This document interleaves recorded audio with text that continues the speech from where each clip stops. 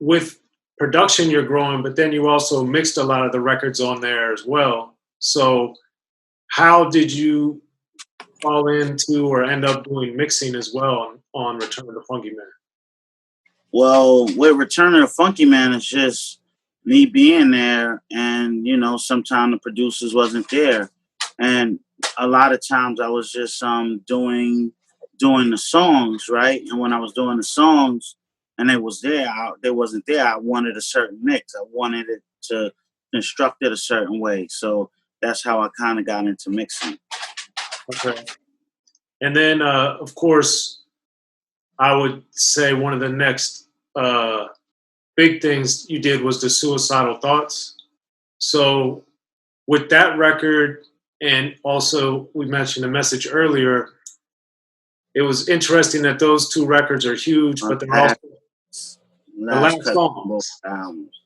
Yeah. So why do you think that they worked being the last songs? I don't try to ask me about that. I wouldn't know. I didn't know they was gonna be the last song. Shit. I was just impressed that they were songs on the albums, of those magnitudes. You could have placed that the third, fourth, fifth. You could put that in there interlude. I ain't care where you put it. I just was happy to be a part of such massive projects, massive albums. Right. Okay. And then with Suicidal Thoughts, that was, I would argue, probably Scarface at the time was one of the few people to really examine that type of thing. And then obviously Biggie did it extremely well on that song. Right. But what have you found as a producer and even as a writer, artist yourself, when people explore things that aren't as common and do it in such a powerful way, what extra stuff does that add, you think, to the song or to the music? I think when you come in as a producer, you look at it from a different angle. You're not a beat maker, so I think as a producer, you get to sit with the artist and you get to create magic with the artist. You sit there and you try to start something from scratch. I mean, like my favorite analogy is that I'm a tailor, right? So me being a tailor, you might want me to craft you a suit to go to an event. Sure, I got some suits in the closets, meaning I probably did some beats. Yeah, and if you found one of those beats and it was the perfect fit, and you think this the suit you want, then hey, go for it. But if you patient, I got some fabric in the back, and I can kind of size you up and find the right fabric for this event, the right look. So now when you go to this event, you wearing something that that nobody else got because it was crafted just for you. Same thing with being a producer. You want to craft something exactly for the artist you're working with. Beat makers are the type that just give you a CD and say, these my beats, rhyme on them. And they don't really sit there with you. I don't come up with the magic. It's just so really the artist is still a producer because he still got to produce the song. You just gave him the beat. He wasn't there to really sequence it or do something. He might come to mix it, but to produce is just to be hand in hand with the artist, So how did the phone call stuff come up with for Suicidal Thoughts? Well, I got to lay the beat and Big was there when I laid it, but then him and Puff, they started working on it when I wasn't around. So Big kind of crafted it the way he wanted to craft it, and I wasn't mad with the way it was crafted, but a part of me felt that I could have mixed it. It could have sounded a little better because as a producer, the elements in your music and why they there. Somebody else that's touching your music don't know why certain elements are there. For instance, people know I was using sleigh bells, but I was using them mixed and blended with the hi-hat for a certain sound, for a certain feel. Now, if you somebody that don't know why them sleigh bells there, you might have my shit sound like Christmas. And them shit's all high and bright like Santa coming. And it's like, I'm looking like, yo, I ain't want that shit that loud, you know? Yeah. So since you had been working and been out for several years at that point, did you notice any big difference by how you were received once the song came out? Yeah, I think I got work. I think my biggest regret was I had so much going on. Like I said, when you're an artist and you're a producer, and besides that, and a DJ and your personal life, you can be distracted if you're not really focused. And I think I lost focus. With a lot going on was like 93, 94, where I was being just pulled all over the place. So I don't think, a lot of my focus was at the strongest at that point. I started to get back on track when I started working on The Awakening. The Awakening was something that was like my baby pet project, from the interludes to everything about that project. That vision, I wanted it to be melodic. I wanted it, a lot of things that I wanted that did come off the way I wanted. I think The Awakening was the best project I've done because I really was hands on, not with just the music, but I was hands on also with the videos. So when I got tired of motherfucking directors saying, "Hey, we got a vision," and then they do the video and that shit don't look nothing, don't feel like nothing what your song is about. And you're like, yo, this shit, why you got me doing here? And why, and so it was taking charge with The Awakening, knowing that when I did Hip to the Game, I wanted the video to look fun. I wanted it to feel good. I wanted it to be summertime. I know when I did the actual Facts video, I know I wanted a jazz type feel, a club setting. I know I wanted different rappers on different instruments, great artists and friends of mine to be all in the video, but it just looks like, if you was looking at the video, I always want you to look like that, like, damn, I want to be there. That looked like that shit was popping, because that's what I got when I used to look at Cold Chillin' videos, with Kane, Ain't No Half Stepping. When Marley did the symphony and they shot that video was dope. When all the, like, a lot of the Biz videos was always dope, from the Vapors to it always looked fun. And the video helped you get an understanding and a feel of the record. Well, But when you get a director to shoot your video and that vision don't look like nothing to have to do with your record, then it kind of confused people, because here your record is doing one thing and then you got your video doing something else.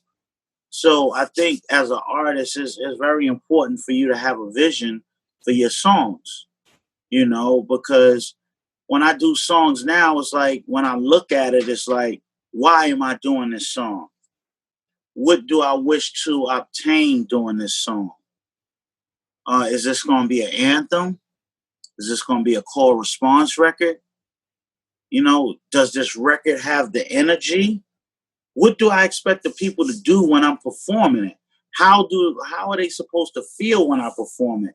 It's more like a vision to what I'm doing versus just, I could rhyme over any beat and I'm just going to rhyme. Like, nah. I think when you have a purpose and people understand your purpose, the fans get a more in-depth feel about who you are. so that being said, what one of my favorite songs on The Awakening is the one with KRS-One. So what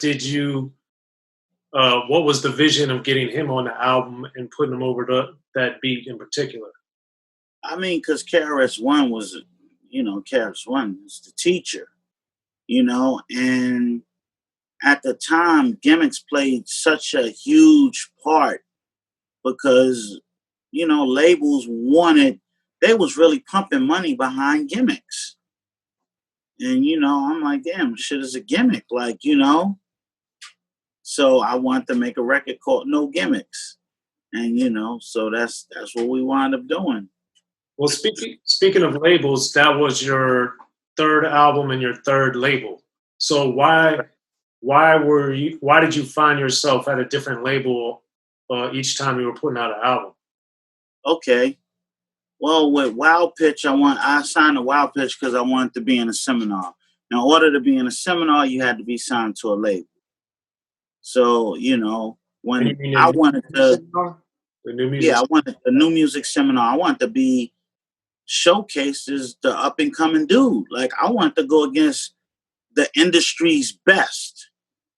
I want to know that I match up equally with anybody you compare me with in the industry. And that was my goal. Because, people say this one is nice, that one is nice. And it's like, all right, I'm going to show you I'm nicer than all of them, So that was my purpose with Funky Technician. Return of Funky Man is Ice-T took me, even though he wasn't there, he definitely brought me to a situation that I was well off financially than I ever was with Wild Pitch. But now I'm learning, just because a label got money and they spend the money on you doesn't mean that's always going to be a great thing, especially when you're dealing with such a huge label. You could get lost in the sauce easily. So many labels would sign artists that they didn't know how to market and promote. And it was like a gun you didn't know how to shoot. So since you don't know how to shoot the gun, you shelf the gun. The gun might be the most highly technical gun ever, but you don't know how to shoot it, so you shelf it. And I think when Ice got into his movie thing, he wasn't there to speak on the behalf of me. So I think Ice being a part of the equation probably would have gave me more life and maybe a second album on one. Who knows? But, because Ice is the one that brought me to them and told them, you need to sign this dude. This is my artist. So when a person like Ice brings you to a label and they know how big he is and he's supposed to mentor this artist, they feel good because we get 2 for 1. We don't have to ask Ice to do certain things because that's Ice artist. So, but when he's not around, it's like, well, he's not around anyway, so shit, we might as well drop him, and they wound up dropping me. Now, dealing with Neil was a whole different thing. Neil Levine, the president of Penalty, was the first higher up person that ever just said, he ain't need no A&R. Oh, this dude is available? Fuck it. I need him on my label. And that's how it was. And I came there and he always told me, look, I'm not going to try to change who you are. You be you, and we'll find a way to market and promote you the way you are. And that was the first time I ever heard that from a label, which, and he let me do my own videos, and he had a promotion company, so he knew how to market and promote me. Yeah, I know he did and said similar things to Capone and Noriega, so that obviously helped them a lot throughout their careers. So, and that was, a great, in my opinion, a great album, and I like the fact that to your point, it seemed like that one you were more relaxed, even like when I would listen to the songs, whereas Return of the Funky Man, especially compared to Funky Technician, it seemed like it wasn't as natural maybe at times. Yeah, well, with Return of the Funky Man, not having a mentor and with so much going on, a lot of times I was going in the studio, knock the song out and worrying what club is popping. Is it Powerhouse tonight? Well, is it the Red Zone?